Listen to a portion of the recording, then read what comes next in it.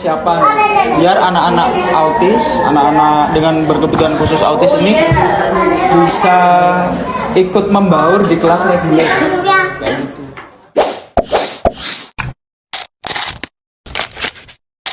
Strateginya ya kami gunakan permainan-permainan dulu. Supaya apa? Supaya menarik perhatian dari anak. Tapi kami juga memberikan aspek akademik kayak. Tapi masih dasar sih untuk anak-anak kelas 1, kelas 2 itu masih ke dasar karena kemampuan mereka kan berbeda dengan anak reguler pada umurnya ya, pada umumnya kayak gitu. Untuk Ugrat sendiri ini sudah bisa membaca, sudah bisa menulis, sudah bisa didikte, dia nulis sudah bisa, membaca bisa, cuma harus dikontrol supaya pelan-pelan supaya jelas. Untuk akademik cuma fokus kami tidak hanya di akademik juga, jadi ada di bina diri, kemandirian kayak gitu, kayak memakai sepatu, toileting, mengancingkan baju, hal-hal seperti itu, makan sendiri, dimana makan tidak jatuh-jatuh, tidak berantakan, minum juga yang benar, menutupnya dimasukkan kembali seperti itu. Jadi memang strateginya ke permainan, ke hal-hal yang fungsional dalam kehidupan sehari-hari. Terus sifat-sifat kalau yang akademik itu dasar aja, yang penting dia tahu huruf, tahu angka, kalau bisa baru naik lagi seperti itu materinya, kurang lebihnya itu karena kami pembelajaran individual ya, individual based learning, jadi berbasisnya individu, satu anak ya satu guru tadi, dan tiap strategi itu kita ke anak satu dengan yang lain itu beda-beda. Kami fleksibel kayak gitu, nggak ada patokan pastinya. Kayak ini kan kalau nggak dikasih tantrumnya gimana? Tantrumnya dia gigit-gigit tangan, mukul-mukul. Tapi self harm, iya self harm, menyakiti diri sendiri. Tapi ke orang lain enggak. Walaupun badannya besar gini enggak, ke orang lain enggak. Ke diri sendiri. Kalau yang denta tuh nangis, yang namanya denta tuh, yang kecil itu menangis. Karena mungkin saya basicnya PLB ya, jadi saya sudah dapat di S1 dulu, S1 PLB, pendidikan luar biasa UNY, atau nama lainnya pendidikan khusus kalau di UPI, kalau di Bandung.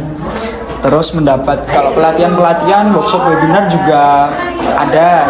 Cuma kan dulu waktu kuliah tuh, waktu masih aktif-aktifnya kalian ya mahasiswa ya, butuh sertifikat gitu. Kalau yang sekarang sertifikatnya lebih ke inklusi gitu. Cuma kan kurang lebihnya kami sudah paham inti dari materi itu. Terus untuk kurikulumnya memang berbeda. Di kami ada kurikulum khusus, kurikulum pendidikan khusus memang. Jadi CP-nya, capaian pembelajarannya, terus fasenya sama, fase A, B, C, D, E. Cuma untuk CP-nya itu berbeda dari yang reguler, disesuaikan kembali, dan kita tidak, anak itu harus tahu kita tuh sedang, ketika dia melakukan sesuatu yang tidak sesuai dengan aturan, itu apa akibatnya? Ya salah satunya ya kita berikan ekspresi atau emosi marah, tapi yang tidak merusak ya, tidak menyakiti, tapi mendidik seperti itu. Marah, kesal, tapi kita juga kadang bercanda ke mereka seperti itu, biar mereka juga belajar meregulasi emosi, belajar tahu istilahnya sebab akibat lah, ketika dia tantrum, ketika dia apa, itu dampak ke orang lain seperti apa, seperti itu. Karena kan anak autis itu ada hambatan utamanya sebenarnya di aspek interaksi sosial, karena kan memang mereka fokus ke dirinya sendiri kan? Jadi apa yang mereka lihat ya fokus saja di satu itu, dan mereka kesulitan untuk mengutarakan keinginannya, mengutarakan apa yang dia istilahnya dalam pikirannya dia, cuma susah untuk dikomunikasikan ke luar, makanya ada tantrum gitu. Kayak ini tadi tantrum kan gitu, tapi nggak bisa ngomong, aku pengen permainan, atau pengen ini game, atau pengen lihat YouTube. Kelebihan sensori juga bisa tantrum, kelebihan sensor, terlalu bahagia, terlalu senang, terlalu marah apalagi gitu. Jadi di awal pendaftaran, awal masuk itu setiap guru, kalau dari sekolah memang ada asesmennya, tim asesmen untuk murid baru. Terus untuk setiap guru itu kami ada data hasil asesmen siswa gitu. Untuk asesmen awalnya ya kami ada tes kayak ketika kita berinteraksi gini sebenarnya sekalian ngetes sih untuk mencari fokus, mencari pemahamannya terhadap instruksi kita. Kemampuan motorik halus itu harus aktivitas ya, pada aktivitas. Terus kami ada permainan gitu juga digunakan sebagai tes Montessori, kayak motorik halusnya dengan menjepit, menggunting, mewarnai juga, memegang pensil kan masuk, hal-hal sederhana kayak gitu. Untuk guru itu sangat sangat bermanfaat untuk melakukan asesmen tadi. Di samping juga kami komunikasi ke orang tua. Gimana kami bisa menggunakan strategi itu, kan anak juga cepat bosan. Kita gunakan, misal hari ini kita belajar matematika. Oh ternyata matematika model menulis, misal menulis itu anak bosan atau tidak nangkap. Kita ubah pembelajaran itu dengan puzzle angka. Nah itu ternyata berhasil di murid saya. Ada yang nggak mau merespon kan, menulis belum bisa, terus ngomong komunikasi belum keluar suara, belum jelas intonasinya, cuma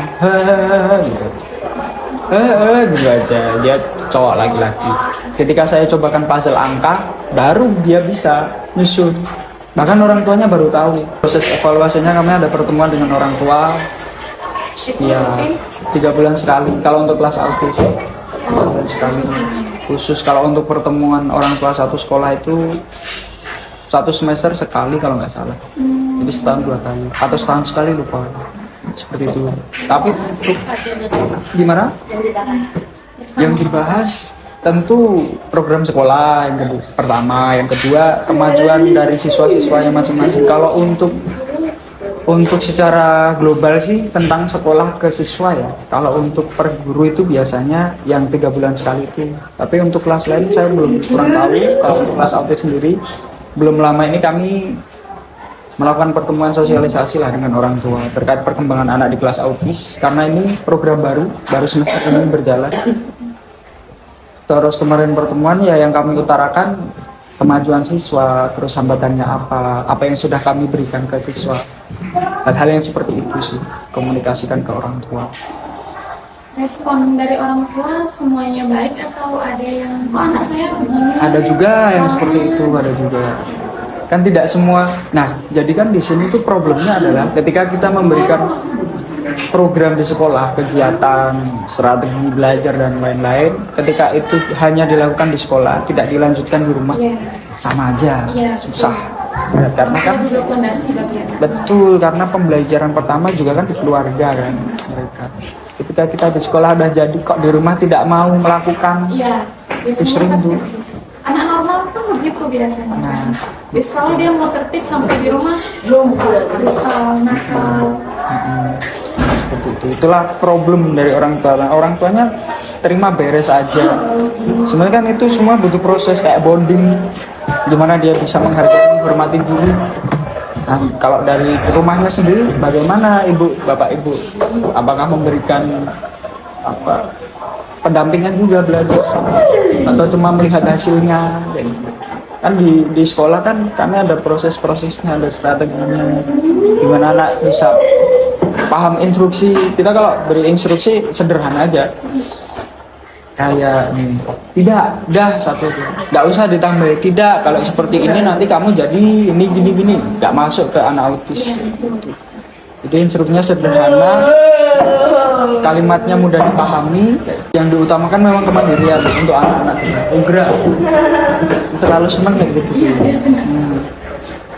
Kemandirian yang pertama, kedua sosial, jadi dia bisa berinteraksi dengan lingkungan. Yang ketiga baru ke aspek akademik, kurang lebih. Karena kemandirian di anak autis kan penting ya. Ketika dia sudah dewasa, bagaimana dia bisa merawat dirinya, mandi, toileting. Ketika orang tua sudah tua kan, dia bisa mandiri. Harapannya seperti itu. Untuk ke aspek sosial tadi, gimana dia bisa diterima di masyarakat, tidak dipandang, oh anak ini nggak mampu nih, nggak mampu apa-apa nih, tidak ada kontribusinya di masyarakat. Nah, kami di SLB itu harapannya ya menghilangkan aspek itu. Jadi anak itu tetap bisa berbaur, bersosialisasi, ikut membangun lah masyarakat dengan caranya sendiri. Ya gimana anak itu bisa klop, lebih ke gurunya sih, gimana gurunya bisa ngeklopkan ke anak.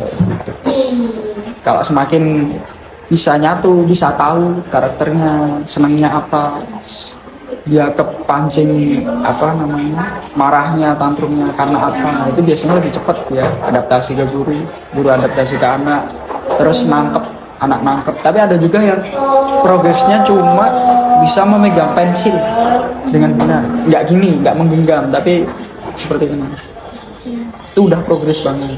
Gitu. Hal-hal seperti itu. Kemandirian sebenarnya kami tuh di mix mbak di sini. Jadi dalam pembelajaran tuh ada kemandirian, ada pembelajaran akademik tuh tadi formal mungkin, terus regulasi diri, kayak kontrol emosi, ekspresi, gitu-gitu. Itu masuk dalam pembelajaran biasa aja, cuma dicampur. Sekolah sini itu tidak ada, setahu saya ya, sejauh ini, dan mungkin belum, karena saya juga ya untuk dari puskesmas ada, cuma di aspek kesehatan kayak imunisasi, obat cacing itu rutin pasti. Dari puskesmas Buleleng satu itu ada kerjasama. Untuk terapi kami masih rutin, untuk puskesmas rutin. Untuk terapi itu kami masih masing-masing ya, maksudnya dari orang tua keluar kayak gitu. Tidak dari sekolah, tapi ada komunikasi antara orang tua dengan guru. Pak ini sudah diterapi seperti ini, yang diterapi dia belajar okupasi dan lain-lain. Nah, kita nanti melanjutkan di sekolah dengan alat atau bahan yang ada di sekolah seperti itu. Karena kan kalau di pendidikan itu kan sebenarnya fokusnya ke pendidikan ya, ke pendidikan, kemandirian itu masih bisa. Kalau terapi kan ada ahlinya kayak fisioterapi, psikolog. Di asrama itu sebenarnya include ke sini, ke sekolah. Dan asrama itu asrama sekolah kan, bukan asrama yayasan, ini kan negeri gitu. Jadi ya program kegiatan yang ada di asrama ya ikut ke sekolah.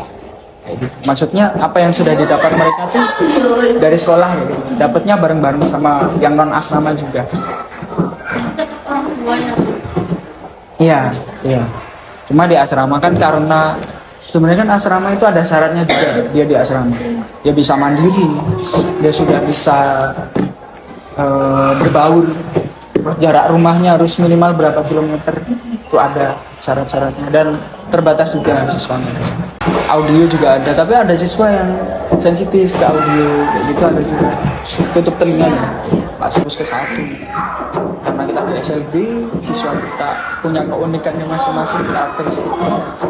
Kita sesuaikan aja.